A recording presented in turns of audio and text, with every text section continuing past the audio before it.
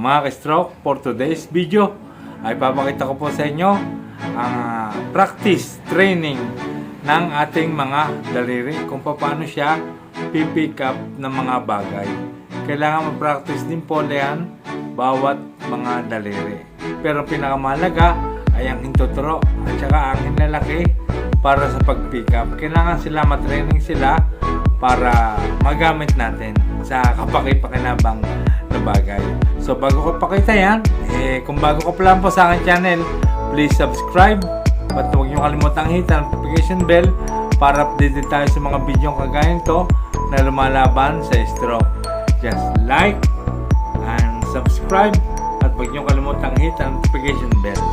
So intro po muna tayo. Maligo ko. Kung bago pa lang sa kanya, subscribe.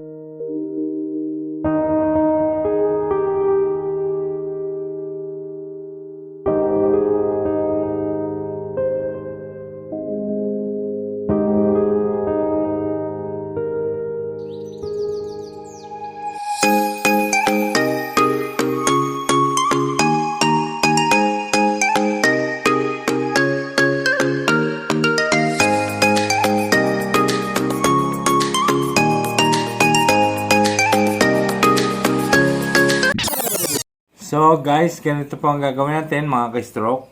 Ayan, kailangan matraining natin ng mga daliri kung paano dadampot tapos ililipat po dito.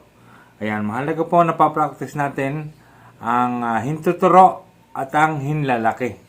Ayan, para sa pag-practice ng pagdampot. Mahalaga po siya ma-practice. Ayan.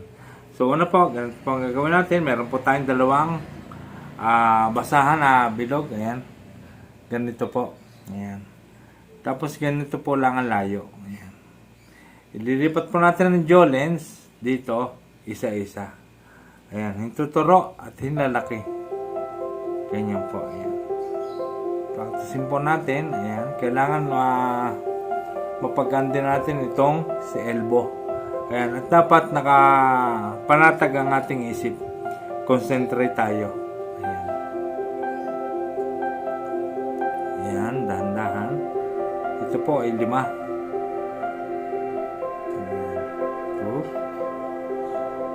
Pwede po natin siyang gawin ng dahan-dahan.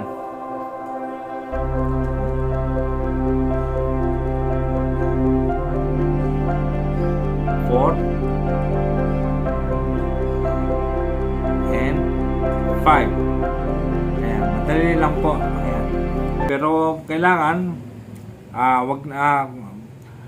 kung nakakonsentrate tayo, ayan, relax po ang ating isip para mapisil natin ang mga holen. So, ganito. Tapos, ibabalik po natin gamit ang hintuturo at ang index. Ganito po ulit. Practicein po lagi natin yan. Hintuturo at ang index. 5 holen. Lagyan po natin siya ng basahan para hindi siya gumulong. Ayan. Sunod, napapractice natin ay ang hinlalato at ang hinlalaki pa din. Parang ganito po. Ayan. Tandahan.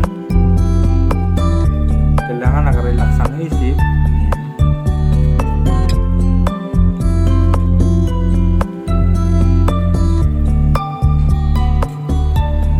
Natin yan, ulit.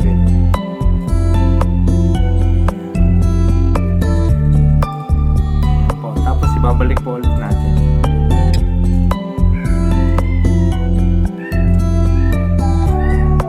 Yan natin mapapractice sa mga daliri.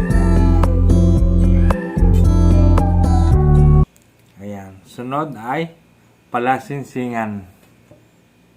Ayan. Ito po ang sunod. Practice natin kahit dandahan. Ayan.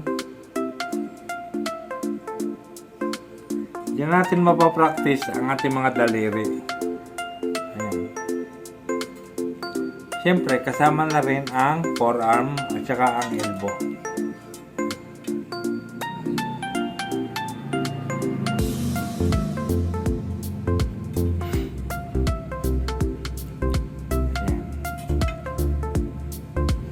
Siyempre, ito pa ang pinakamahirap kasi magkalayo sila. Pero magandang masanay din po sila ng pinagdidikit na ganyan. Ayan. Ayan. So, ibalik ko muna natin ang palasinsingan. Ayan. Balik ulit natin.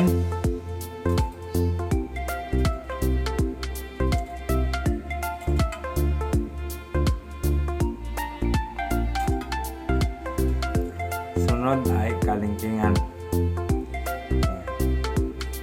Ito po ang pinakamahirap sa lahat.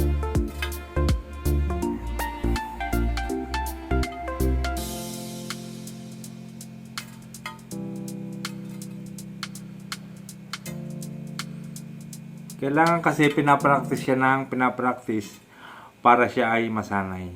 At magagamit nyo sa pangapaghawak ng kutsara, para matibay ang paghawak ng kutsara, ng kubyertos, at kung ano-ano pang bagay ang magagamit natin. Ayan. Tapos ibabalik natin, ganun din.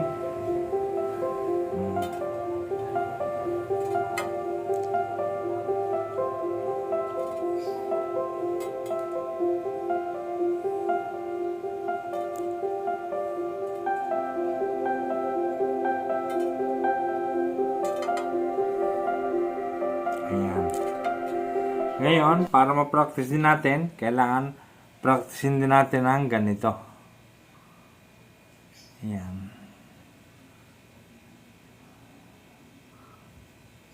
Ayan. Sa kaliwat kanan, itong aking isang kamay mabilis kasi hindi naman siyang affected. Ito po ang affected kaya medyo mabagal. Ayan. Pero napapractice po siya.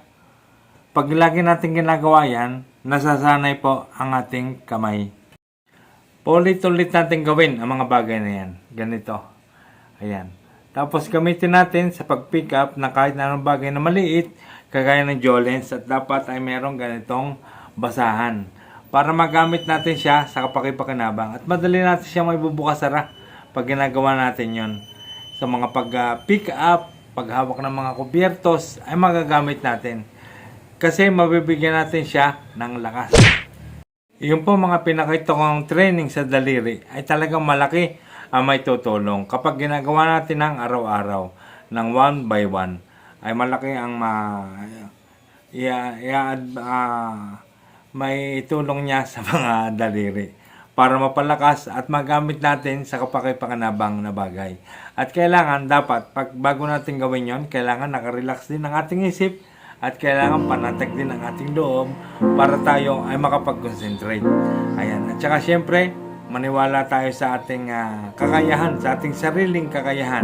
Kailangan may motivation at dapat positibo lagi ang iniisip. Ayan, huwag tayong mainip at darating din ang para sa atin na pag-recover ay dadating din para sa atin. Ayan. Dahil ang paggaling ay posible. At lagi nating tatandaan, mga ka-stroke, tayong lahat ay gagaling, lalakas, at titigas. Yes! Maraming salamat po.